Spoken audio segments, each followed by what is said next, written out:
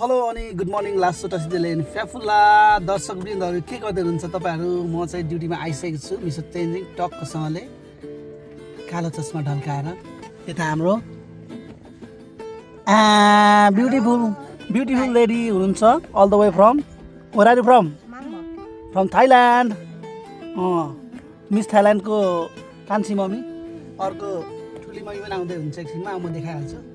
अब टक्कसँगले हामी चाहिँ कहाँ जान आँटेको भन्दाखेरि एउटा लेडी बोय, त्यो पनि एकदमै केटी जस्तै छ ठ्याक्कै मैले देखाइदिन्छु आयो भने होइन।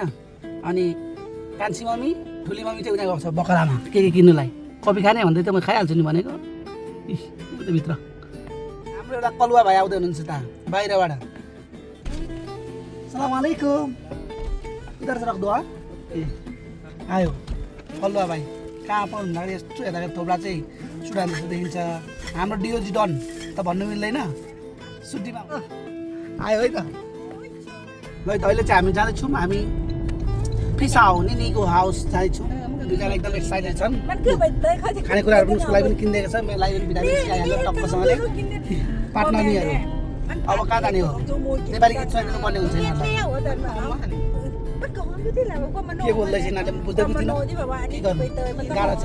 LATA लाटा लाटा होइन LATA लाटा भइरहेछु म।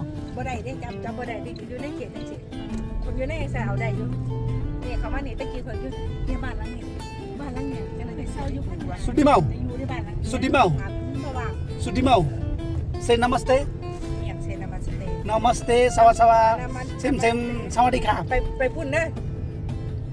उसको घर चाहिँ आइपुग्यौँ। That one is the door. Okay,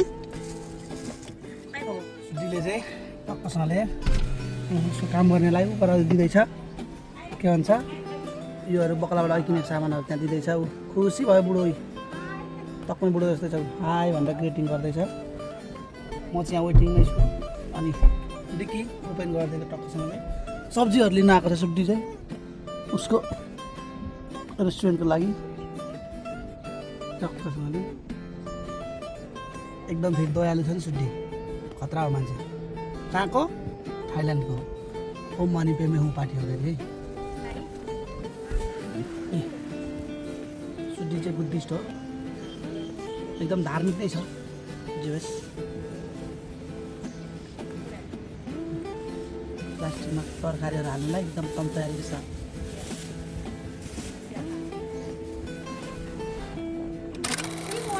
टक्क प्लास्टिकमा। अब यहाँ के हाल्छ भनेपछि माल, त्यो मजराबाट मजरा। अघि बुढोलाई ल्याइदिएको थियो सामान, कहाँ गयो बुढो बस्ने ठाउँ चाहिँ हो मजराको बुढो। टक्कसँगले यहाँबाट के ऊ पर उखाउने तोर्पे आउँदैछ, सेतो लाउने चाहिँ यसको अर्बा भयो क्या हेर्नु आएको रहेछ। खजुरको रुखहरू यतै टक्कसँगले पुरै यो चाहिँ सब्जीहरू चाहिँ ऊ पर भित्रतिर लाउँछ। गाह्रो छ। सुटीले फेरि फोन गर्दैछ, सुट्टिङै हानिदिउँ क्या सुटीलाई, सुट्टिङै मुखैमा जोडिदिन्छु यसरी ट्याक ट्याक। फोन त फेरि S26 अल्ट्राको बोक्छ नि सुटीले। हाम्रो यहाँको अन्तर्राष्ट्रिय आप किधर से जी? मद्रास। के भन्दैछ यसलाई खासै भाषा आउँदैन, अलिकति धेरै इङ्ग्लिस आउँदैन, त्यही भएर गाह्रो छ।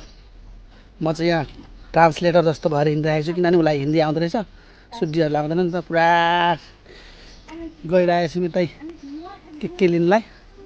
यस्तै छ यहाँ गाइज, फार्म जस्तो। अहिलेको मिमी भन्ने चाहिँ यही अग्लो अग्लो पन्जाको दाइ सत्ताको भाइ हो नि फेरि गाइज। लेडी बोय हो, लेडी बोय त ठ्याक्कै केटी जस्तो देखिने क्या।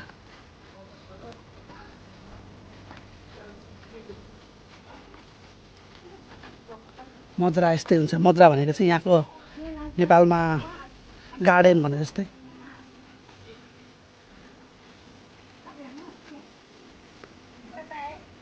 ल है त यहाँ फर्सीहरू पनि रहेछ यहाँ टक्कसँगले। यहाँ चिप्ले झन्डीहरू यहाँ त ठ्याक्कै नेपालको जस्तै क्या, गाई गोरु ट्याक्कै हाम्रो तारी गाई जस्तै रहेछ। यो मान्छे चाहिँ तमिलनाडुको अरे, तमिलनाडुको